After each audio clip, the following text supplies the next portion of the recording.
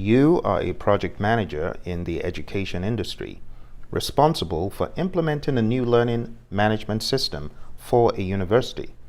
During the execution phase, the project team identifies additional functionality that could significantly enhance the team's capabilities.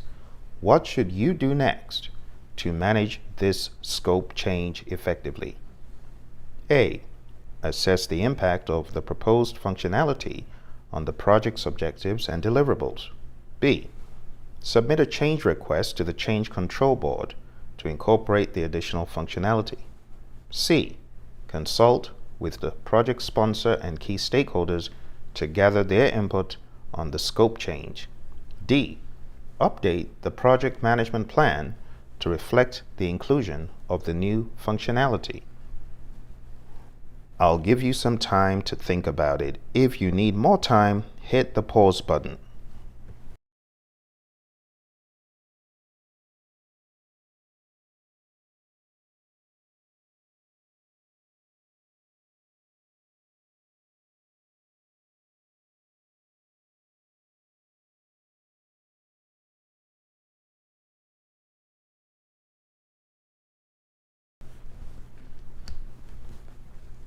Just like the real exam, I expect you to spend about a minute, 15 seconds, no more. Let's take a look at the answers. When you have a proposed change, you don't just submit the change without considering the impact.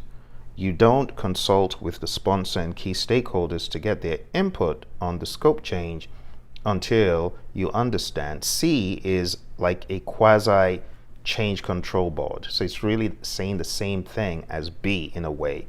And D, you cannot do that until you've received the approval to update the plan in that regard. So the answer to this, my friends, is A. Here's the rationale. By assessing the impact of the proposed functionality on the project's objectives and deliverables, the project manager can make informed decisions about incorporating the scope change while considering its potential implications on the project's success criteria and overall objectives. Option B, submit the change to the Change Control Board, is not the best choice because submitting a change request to the CCB should come after assessing the impact of the proposed functionality. It is important to understand the implications and potential effects of the scope change before initiating the formal change process. Option C, that reads consult with the sponsor, this is not best because while consulting with the project sponsors and key stakeholders is important, it is not the immediate next step after identifying additional functionality.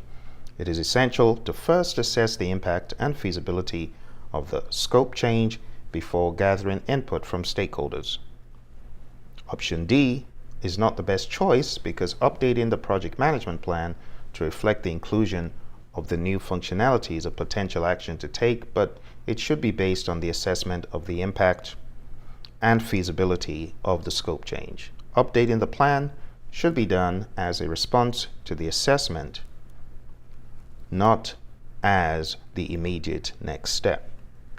Now, I want to make this a learning moment, and therefore I want to call your attention to the change request process that every project manager should be thinking about for this exam.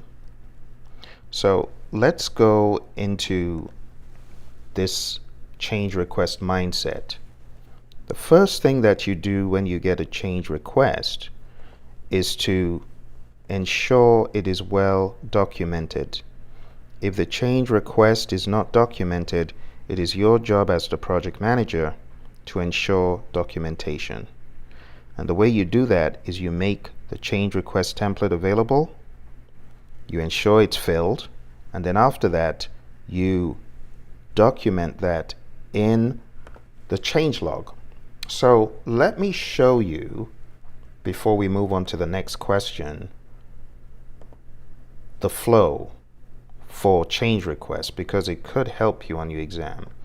Ultimately, we are going to get to the outcome.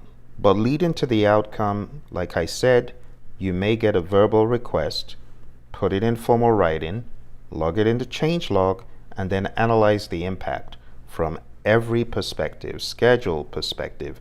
How does this change impact schedule, cost, scope, resources, communications, risk, procurement, stakeholder? You want to look at everything. Then you send the change request and your impact analysis to the change board. If there is one, they review the request.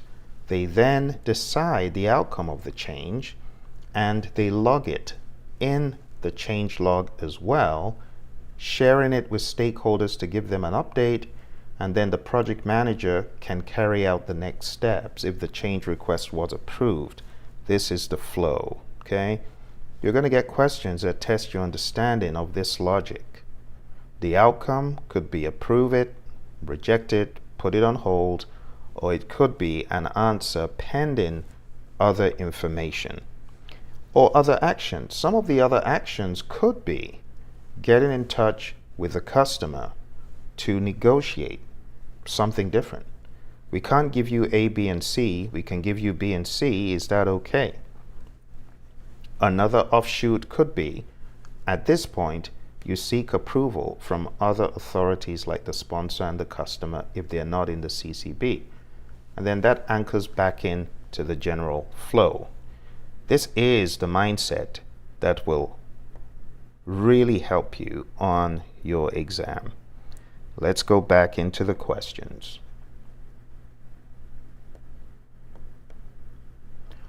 So the summary from this question is, overall, assessing the impact of the functionality is the most appropriate next step. Let's move on to our next question.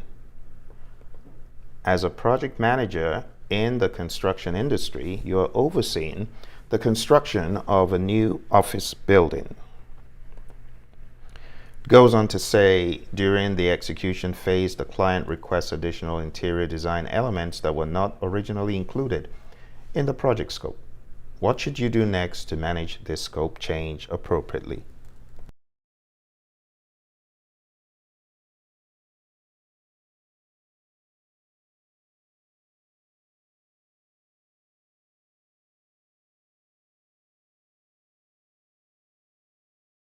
The options: A, evaluate the feasibility and cost impact of incorporating the additional interior design elements.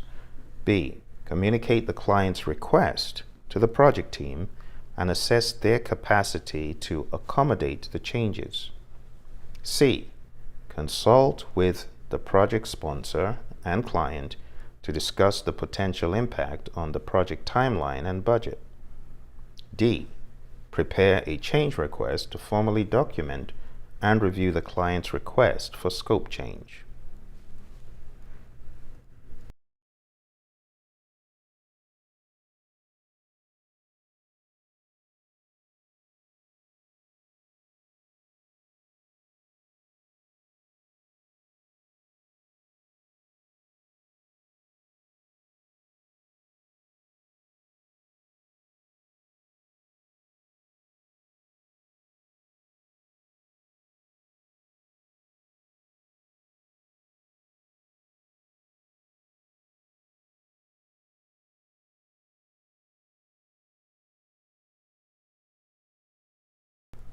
All right, so 3, 2, and 1. Let's think about what has happened here. You have received a request for additional elements. You need to, of course, check out what exactly this is.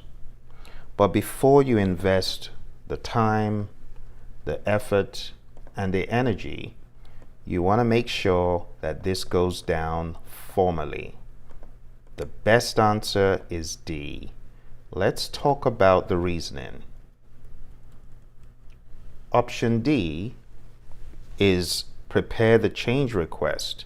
By preparing it to review the client's request for scope, you are ensuring the change is evaluated, documented, and reviewed by the appropriate stakeholders minimizing potential scope creep, and maintaining proper project control. Option A is not the best choice. Option A talks about evaluating the feasibility and cost impact. Cost impact is going to be done as part of the process, but it is not what you would do immediately. You need to ensure that you first have a formal change request. Then you can analyze the impact to cost and schedule, resources, and so on. So it's important to first document and review the request. Option B is not the best choice. It says communicate to the project team. While you're communicating the client request to the team is important, it is not the immediate next step to manage the scope change appropriately. It is necessary to first document and review the request before assessing the team's capacity. These are secondary things, right? Option C.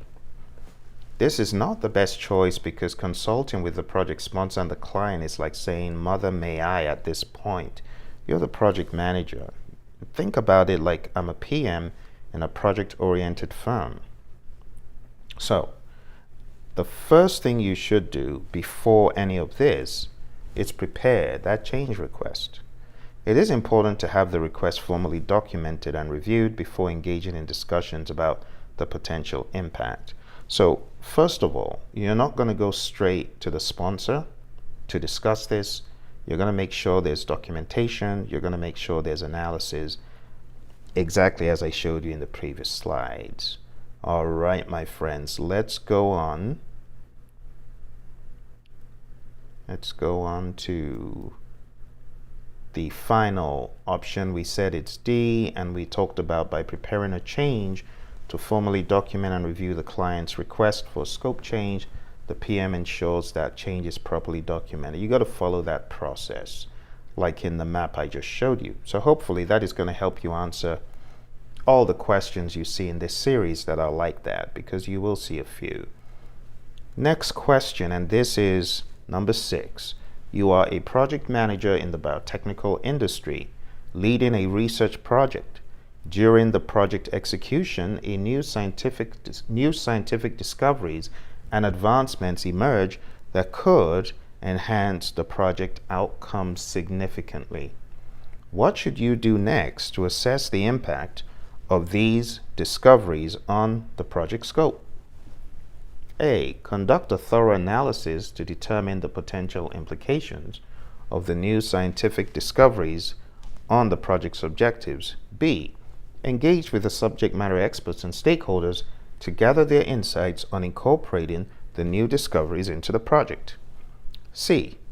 Review the project management plan and update it to accommodate the new scientific discoveries and their potential impact. D. Collaborate with the project team to evaluate feasibility and potential benefits of integrating the new discoveries into the project scope. I'll give you some time to think about it.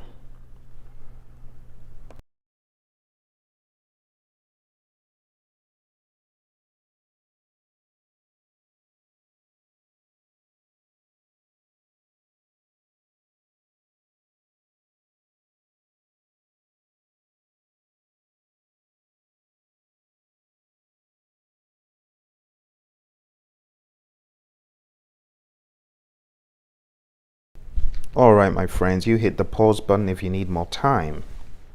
So, when you take a look at this question, there are some subtleties in how it is worded. D. Collaborate with the project team. Sounds good, right? To evaluate, can we even do this? And what are the benefits of doing this? While this sounds like a good option, unfortunately, this is not the right answer. This is wrong, and it is wrong because this does not talk about assessing the impact. It just talks about evaluating, is this possible? What are we going to gain from it? While that's a good question to ask, it is not the first thing you should do. So the answer is not D. So D is eliminated. Option C, review the project management plan and update it to accommodate the new scientific discoveries and their potential impact. While it sounds good, it is not something you would do first because you're not sure if it's going to be done. You first of all need to have that information. You take a look at option B, engage with the SMEs to gather their insights on incorporating the new discoveries into the project. It's like saying, hey, what do you think? Should we incorporate this? So by now you're smart. You've probably figured that the answer is A. Let's examine why the answer is A. Watch the differences between the word implication versus feasibility. Two different words. Implication is more far-reaching. It's like the impact of something. Feasibility is just talking about, can we do this, without considering the implication. Also, benefits, what are we going to gain from this? But you also need to factor in what is the general overall implication. By conducting a thorough analysis to determine the potential implications of the new scientific discoveries on the project's objectives, the project manager can make informed decisions about incorporating the discoveries into the project scope while considering their impact on project outcomes, feasibility, and alignment with the project goals. So everything else follows. Once you understand the implication, everything else follows. Option B, engage with the SMEs is not the best choice. That should come after conducting a thorough analysis to determine the potential implications. Option C, that's not the best choice because reviewing the project management plan and updating it should come after assessing the impact, and it's necessary to first evaluate the implications. Option D, it's not the best choice because collaborating with the project team to evaluate the feasibility and potential benefits should be done after conducting a thorough analysis of the implications. It's subtle, it's very nuanced, but you always want to think about the implication before looking at benefits and feasibility. And with that, my friends, we are done with today's episode. In the next part of our series, we will be going into the schedule area, and we will be taking a look at this question I'm showing on the screen first. This question reads, as a project manager in the information technology hardware industry, you're leading an Agile project. You can read the rest of what is on the screen, but I have one of those oddball questions to show you. And the reason why I show you these oddball questions, my friends, is because the exam has a lot of surprises.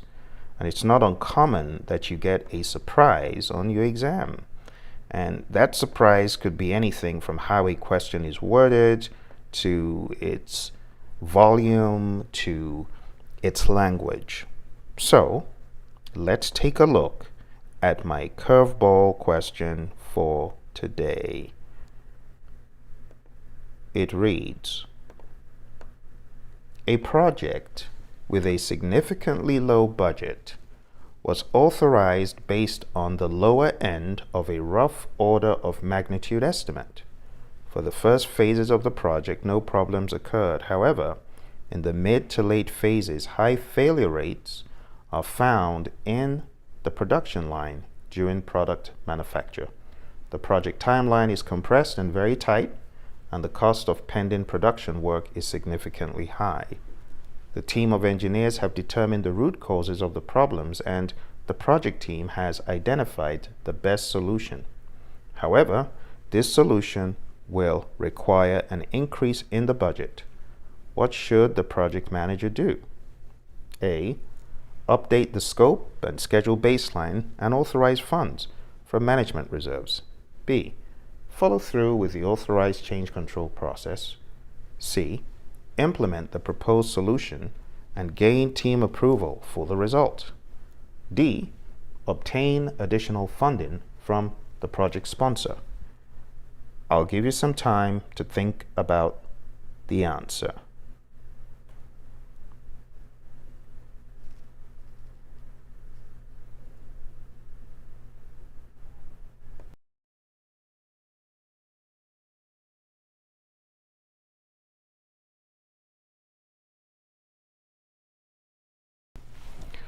Okay, my friends, taking a look at this question, a few things I want to point out.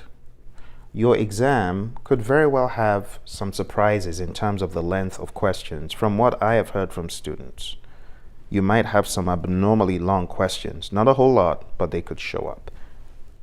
You also need to understand that what makes the exam challenging to many people is reading through the entire question and being able to complete all 180 questions because of the volume.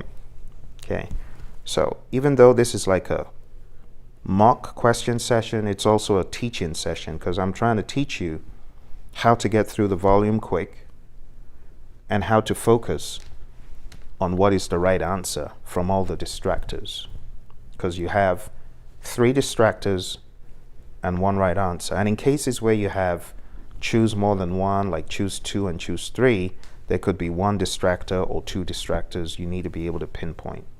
So just taking a look at the options at face value, there's some of these that are just not good options, even without reading the question. Option C says implement the proposed solution and gain team approval for the result. How does that make sense? You're to gain team approval first, right? You're to gain team buy-in before moving ahead. This is not draconian rules, so option C is not even a good option right off the bat. Now you're left with 3. Option A, face value. It says update the scope and schedule baseline. Okay.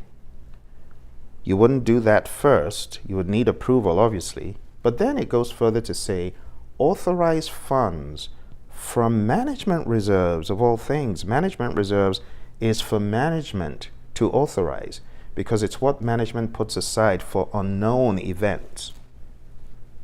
So this is not the best answer. So let's get rid of that. Let's also talk about the loquacious babble that's in this question in the form of the team of engineers have determined the root causes of the problems and the project team has identified the best solution. They identified the best solution. So why do you need to gain approval if they were part of it? Do you see how it all doesn't add up? The story doesn't add up, so you got 2 left. Option D says obtain additional funding from the sponsor. You do get additional funding, but you don't just walk up to the sponsor and say, give me more money. You need to follow through with the approved change control process. It's the most vanilla flavored answer, but it's the best and the most correct because every organization has their way they manage change. Okay? So my friends, I hope you found this to be insightful and helpful and get you into the right headspace for your exam. For those of you taking the test and you need a quick boot camp, I got a half-day boot camp. This holds every 1 to 2 months depending on demand. We may have one coming up soon, so do check. And if you have any other concerns or you want to join our full 35-hour course, go on down to Praizion.com. Thank you very much, my friends. I'll see you in our next episode. Bye for now.